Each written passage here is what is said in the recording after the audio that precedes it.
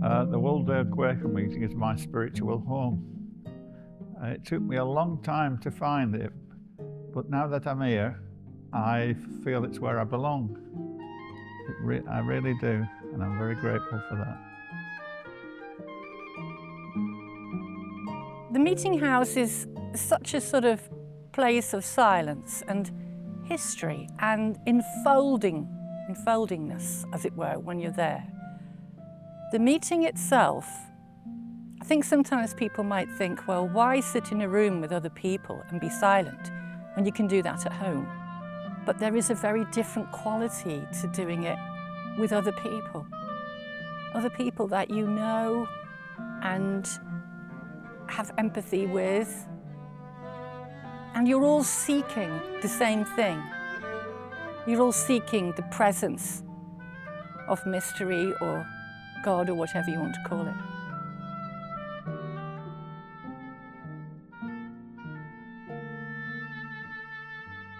It's very special, so it has that kind of special meaning really, and I find that I can conjure it up wherever I am, whatever time of the day or night. If I think about it, then I see it and I can feel I'm in it.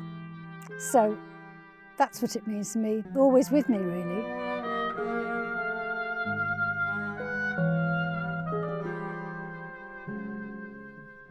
Well, it means the world, really. I've loved this place since the minute I set foot in it, which is about 30 years ago. I just felt the sense of homecoming the minute I walked through the doors, and that's never left me, really.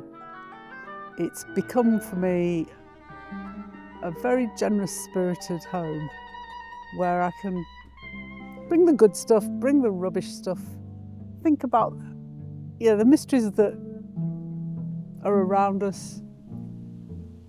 It's somewhere I can be quiet because I'm basically not a very quiet person. And it's been a source of great richness coming here. And I love it dearly.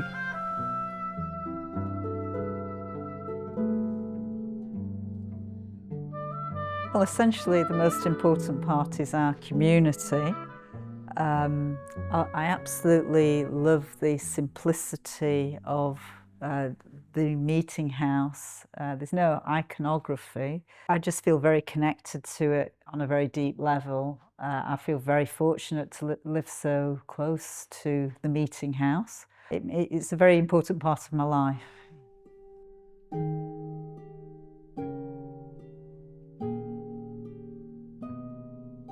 I think the first thing that comes to mind is the word family. I don't have any close blood relations at all, so I think very much of the community of the meeting as a family, really. And having grown up here and my own family members in the past being members, to me it's family is one thing, certainly. And I think of serenity as well, peacefulness. I feel very happy to come, not just meetings on a Sunday, but I do spend some time up here on my own, looking after the grounds and things like that. And I always feel quiet and at peace and happy doing that, really.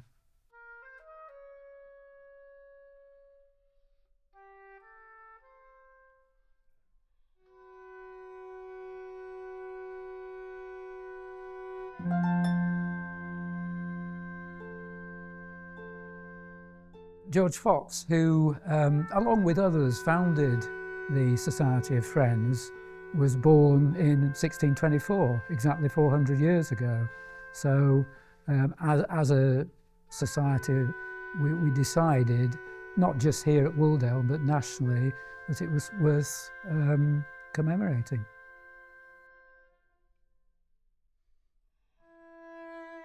I think it's really important to remember George Fox.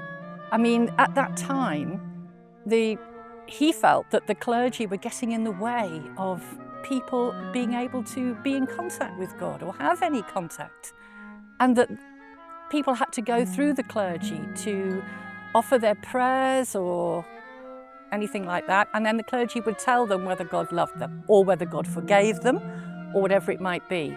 And I think Fox thought this was an outrage, and that everyone by their birthright can contact God easily and effortlessly, and he couldn't bear seeing people deprived of that knowledge and wanted to spread that as far as he could. George Fox was a very unusual person. He hadn't had a formal education, and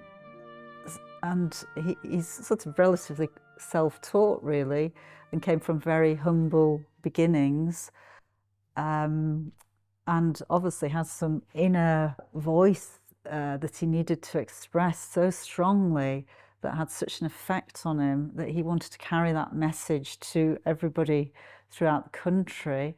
And he must have been hugely charismatic, because for people to, well, for very ordinary people and grounded Yorkshire people and people living in the rural areas, they won't take any nonsense. And, you know, there must have been something in that man that was so profound in what he said that they actually listened and decided to become Quakers.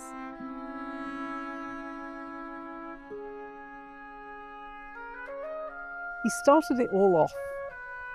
The basis of it was a commitment to personal integrity and spiritual integrity. That he wasn't very good at being told what he ought to believe. And that personal quest really of trying to understand stuff. And he was an uncompromising man in many ways, and he stuck at it in spite of the most awful persecution. But so that's one of the things he gave us. He gave us this tradition of listening to God as a priority over talking to God. So it's this stillness of being that he believed everyone could access God if they just shut up, I think. But as the Quaker movement evolved, it was clear it was coming from a place of gender equality, and also it cut completely across classes. And George Fox was a working man. He ended up marrying Margaret Fell, who, you know, they are a double act. You can't really have one without the other. And she was a lady of some consequence, and he socially wasn't. But between them, they made the Quaker movement, or they got it. They got it going, and it was their life's work. So those are things that still speak to me very strongly today, that, you know, this is a religion that embraces equality, both socially and, you know, in terms of gender. And that's a bit unusual, really, because we've been doing that for, you know, 350 years plus, you know.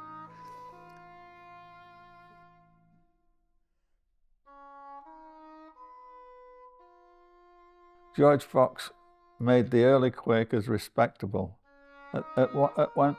In the very early days, they were regarded as a subversive group. And George Fox made them realise that they had to set an example to others by their own personal conduct. And they soon became renowned for their honesty, truth, and integrity. And because of that, some of the early Quakers were able to establish trading organisations and financial institutions which still exist and function in Britain to this day.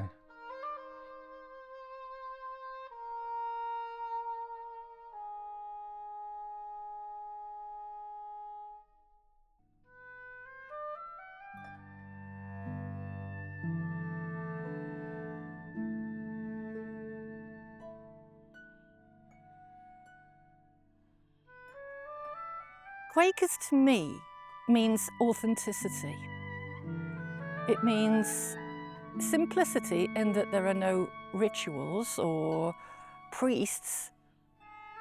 They're a group of genuine, honest, like-minded individuals And I sincerely believe that they are trying their very best to mend a broken world. I don't have to subscribe to a set of beliefs that I believed when I was 30 and I maybe don't believe anymore now. You know, there is a space here for growth, for spiritual adventure, and some hard reckoning sometimes, and I like that. It means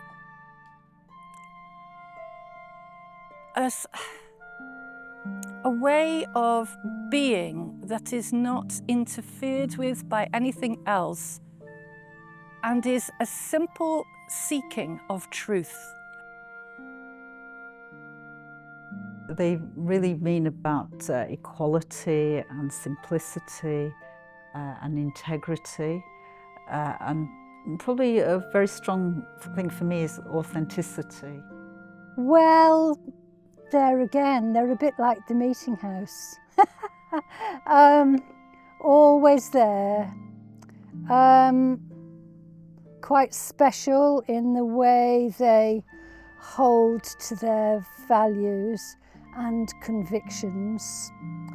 And also don't make a great fuss about what they do. People often say, oh, you know, I didn't know so-and-so was a Quaker, or goodness me, you know, Cadbury was a Quaker, or Barclays Bank, you know, Barclay was a Quaker. And they seem to carry on with their lives quietly, but trying to make a difference. So I like that aspect of it greatly.